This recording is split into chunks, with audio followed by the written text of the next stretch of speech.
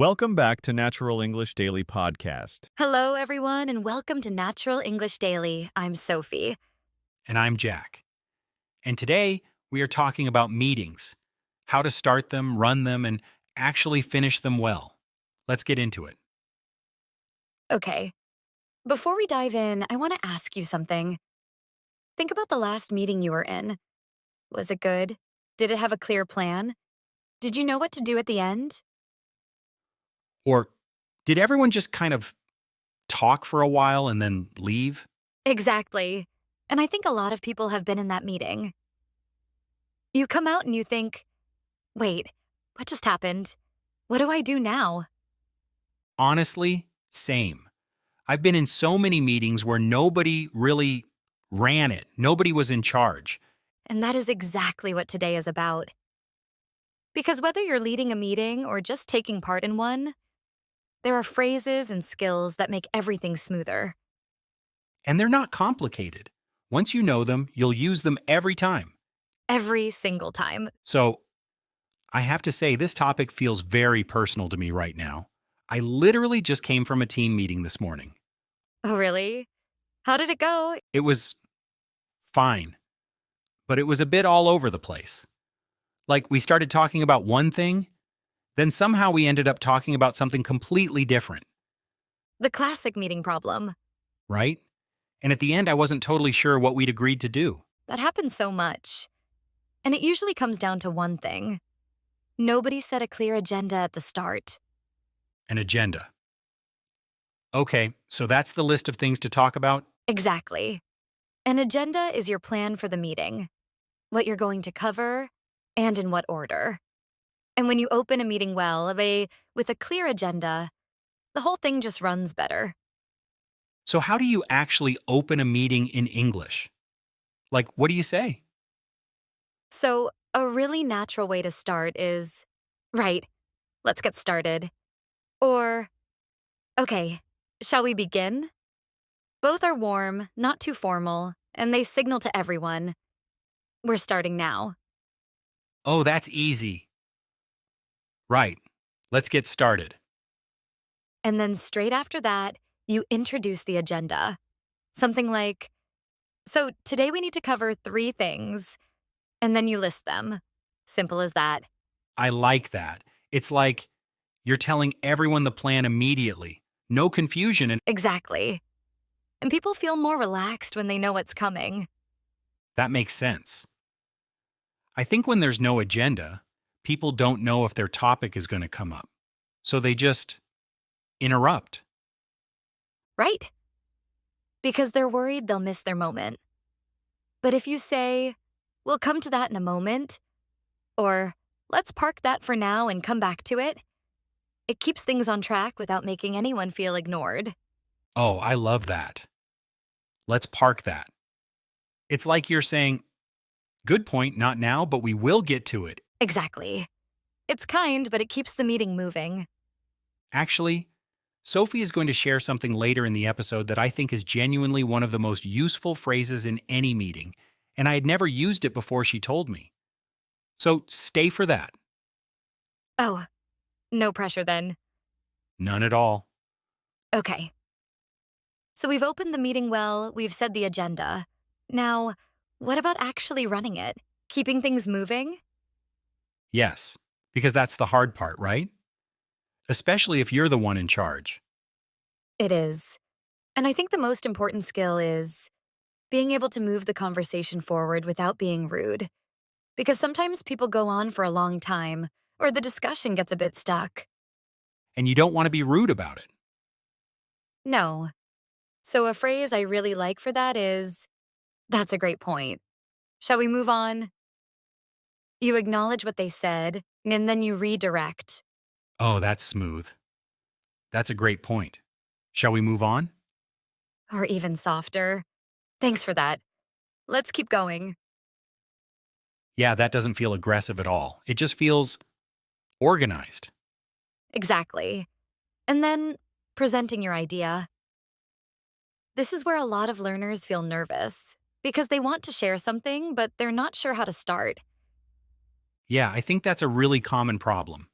You have the idea in your head, but you don't know how to launch it, I guess? Right. So, a few phrases that work really well. I'd like to suggest, or what if we. That one is great because it sounds like a question, like you're inviting people in. Hmm. And what about if you want to agree with someone's idea or add to it? Great question. I think that's a good idea. And we could also. So, you affirm their point and then build on it. Or, I agree, and one thing to add is That feels very natural. Better than just saying yes. so much better. And what about disagreeing? Because that happens in meetings too. Yeah, this is the tricky one for me. I'm never quite sure how to disagree without it feeling awkward. I know. I think in English, there's a really useful structure for this. You start with something positive. That's an interesting idea, but. Or, and this one I love. I see your point, however. Oh, I see your point, however. That feels very professional. It does. Because you're showing you've actually listened before you disagree. Okay, can I try one? So, imagine I disagree with your idea in a meeting. I'd say, that's a really interesting idea, Sophie, but I'm not sure it will work for us right now. Perfect. That is exactly right. You disagreed without being dismissive. I mean, I'd probably be nervous saying it, but That's why we practice. okay. So the agenda, running the meeting, presenting, agreeing and disagreeing. What's next? Summarising. This is the one I think people forget, and it makes such a difference. How do you summarize in a meeting? So, at key points in the meeting, not just at the end, you briefly recap what you've covered. Something like, so just to summarize what we've said so far, and then you say two or three key things. Ah, so it's not just at the end? No. And that's the thing most people miss. Summarizing during the meeting helps everyone stay on the same page, especially if the discussion has been long. That is actually really smart because by the end, you might have forgotten what you said at the start. Exactly. And then, at the very end of the meeting, you summarize the action points, the things people need to do. Okay, so how do you say that naturally? Right. This is the phrase I promised earlier, and I want to say once I started using this, I never stopped. It's, let's confirm the next steps. Oh, that's it? That's it. It sounds so clear. It's incredibly clear. Because everyone in that room immediately thinks, okay, what do I need to do? It shifts the whole energy. I've never said that before. I always just say, okay, so, and then kind of trail off. Most people do. But let's confirm the next steps. It signals that the meeting is closing, that decisions have been made, and that everyone is accountable. I'm going to use that this week. I know you will. Actually, quick pause. If you're enjoying this conversation, please subscribe to Natural English Daily. It really helps us. And share it with a friend who is learning English. Okay, back to it. So, closing the meeting. How do you actually end it? So after the next steps, you might say, is there anything else before we finish? Give people a moment, and then, great. Thanks, everyone. Good meeting. Simple.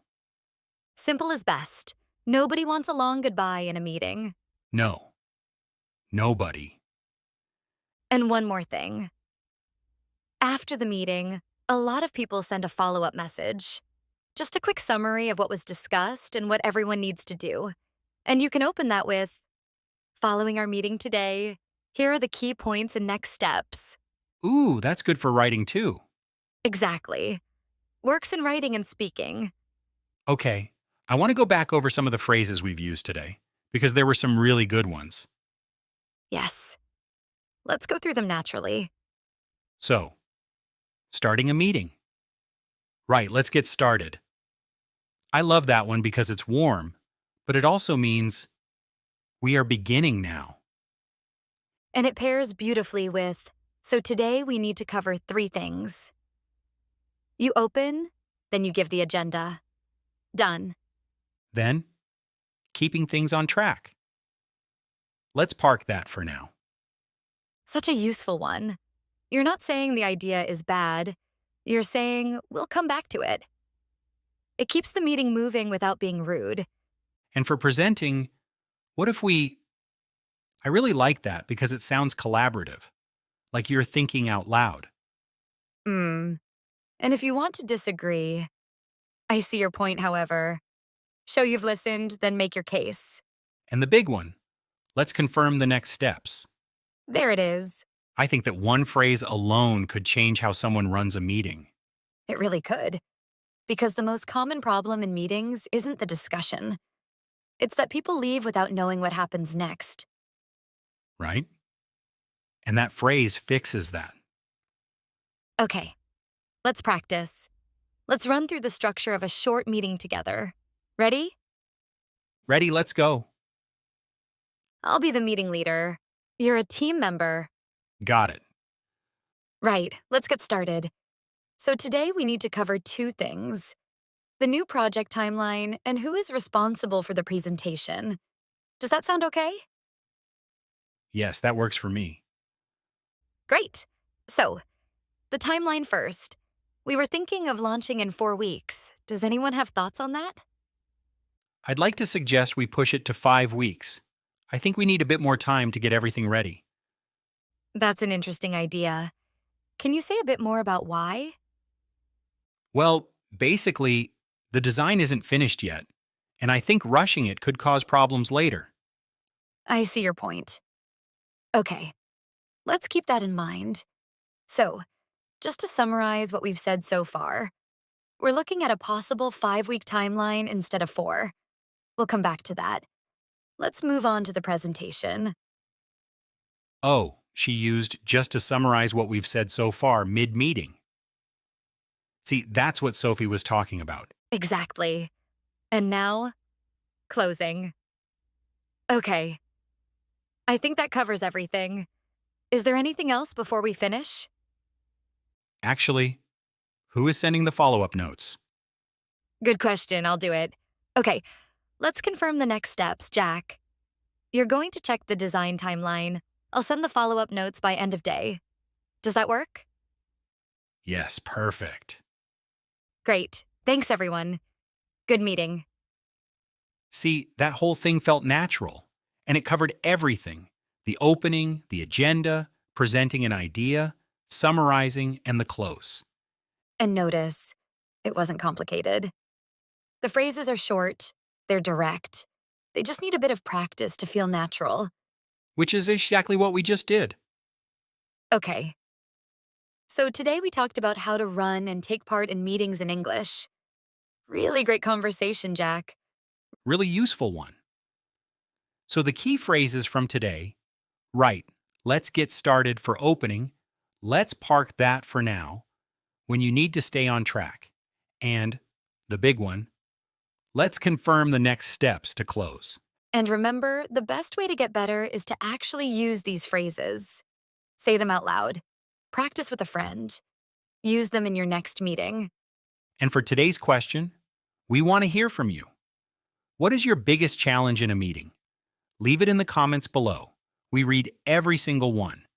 If today's episode helped you, please subscribe, give us a like, and share it with one person who is learning English. That is the best thing you can do for us. Thank you so much for listening. Keep practicing, and we'll see you in the next one. Take care. Bye, everyone. Bye.